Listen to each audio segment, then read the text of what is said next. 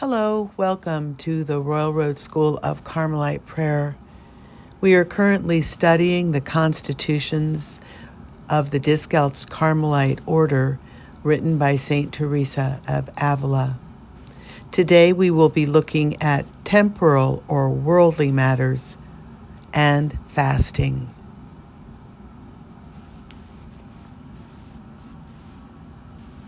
Let them live always on alms, without any income. But insofar as possible, let there be no begging. Great must be the need that makes them resort to begging. Rather, they should help themselves with the work of their hands, as St. Paul did. The work will provide what they need, provided they want no more than this and are content to live simply. They will have what is necessary to sustain life. If they thrive with all their might to please the Lord, His Majesty will keep them from want. Their earnings must not come from work requiring careful attention to fine details, but from spinning and sewing and other unrefined labor that does not so occupy the mind as to keep it from the Lord. Nor should they do work with gold or silver. Neither should there be any haggling over what is offered for their work. They should graciously accept what is given. If they see that the amount offered is insufficient, they should not take on the work. In no way should the sisters have any particular possessions, nor should such permission be granted, nothing in the line of food or clothing, nor should they have any coffer or small chest or box or cupboard, unless someone have an office in the community, but everything must be held in common. This is very important, because through small things, the devil can bring about a relaxation of the perfection in which poverty is observed. For this reason, the prioress should be very careful.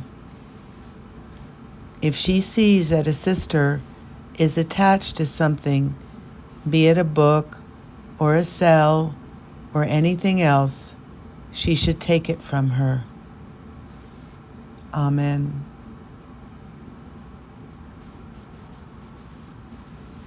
On fasting. A fast is observed from the feast of the exaltation of the cross, which is in September, until Easter, with the exception of Sundays. Meat must never be eaten unless out of necessity, as the rules prescribe. The habit should be made of coarse cloth or black, rough wool, and only as much wool as is necessary should be used. The sleeves should be narrow, no wider than the opening than at the shoulder, circular without pleats, and no larger in the back than in the front. The habit should extend in length to the feet. The scapula should be made in the same material and 4 fingers shorter in length than the habit. The choir mantle should be white, of the same coarse cloth, and equal in length to the scapula. They should use as little cloth for this as possible, attending always to the necessary rather than to the superfluous. Let them always wear the scapula over the toque. The toques should be made of fine tow and without pleats, the inner tunics of fine wool, and the sheets of the same. Let sandals made from hemp be worn, and for the sake of modesty, stockings of rough wool or of cloth made from rough tow. The pillowcases may be of fine tow or, when necessary, of linen.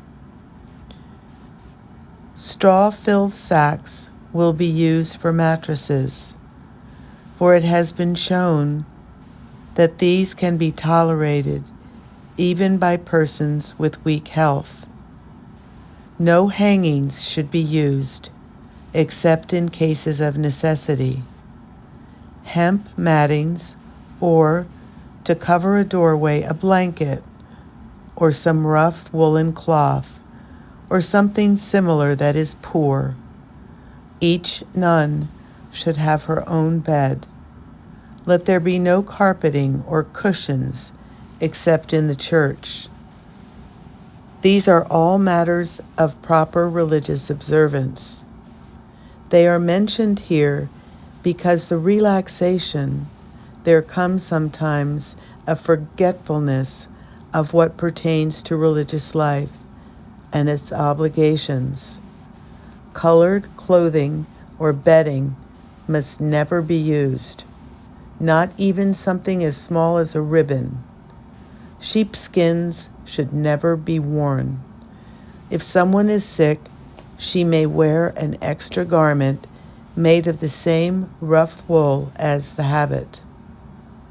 The sisters must keep their hair cut so as not to have a waste time in the morning in combing it. Never should a mirror be used or any adornments.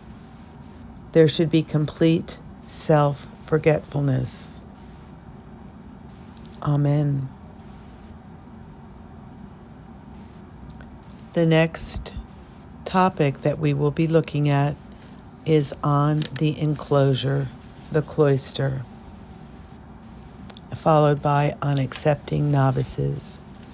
Thank you so much for following along with me, and may God bless you and yours.